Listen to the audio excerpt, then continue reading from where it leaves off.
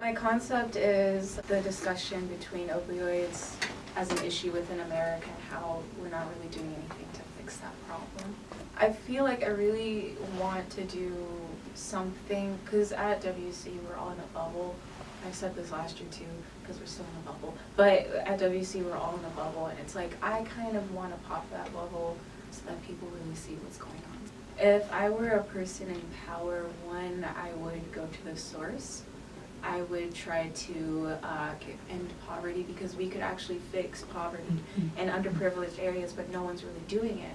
And so people get into drug trade, human trafficking, and stuff like this. So before I had everything that was like the three main issues that we have within America, which is human trafficking, opioids, and alcohol addiction. I wanted to do something to where there was like a marking that they were kind of like either blinded to their situation or like affected by it. So he was like kind of blind to how his alcoholism is like affecting him. And these girls, like, they have markings over their eyes, over their mouths, and like over in places where they've been touched by men because they've been pimped out. I would say that my uncle is a perfect example of it. He was an extremely intelligent person. He went to college and got his master's in engineering, and then he, was really good at math and like science, and anything he could just get through it. He didn't really need to study it.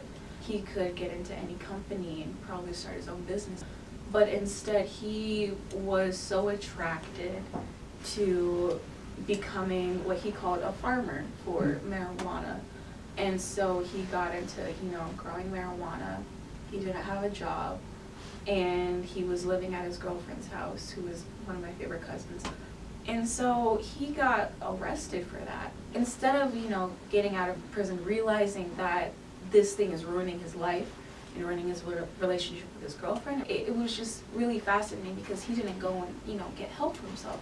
He eventually started getting into methamphetamine and heroin, and it was obvious because every time we would see him at like Thanksgiving or Christmas, he was getting skinnier and skinnier. And now, from last Christmas, I have seen him and he looks like an absolute skeleton.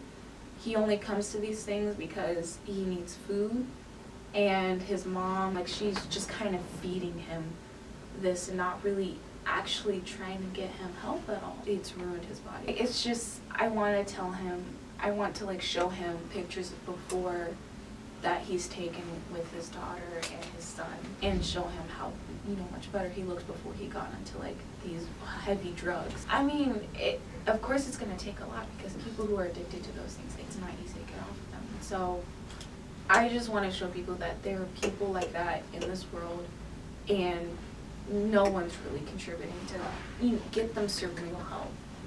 If Jobs really saw that people who are working their minimum wage, they have pockmarks down on their arms from, injecting themselves, or they have white on their nose from snorting like crack cocaine. If they actually gave them the tools to get some help, or we had some, government asylums that they could go to actually fix their lives without, having to go to jail and then be spit back out into the world.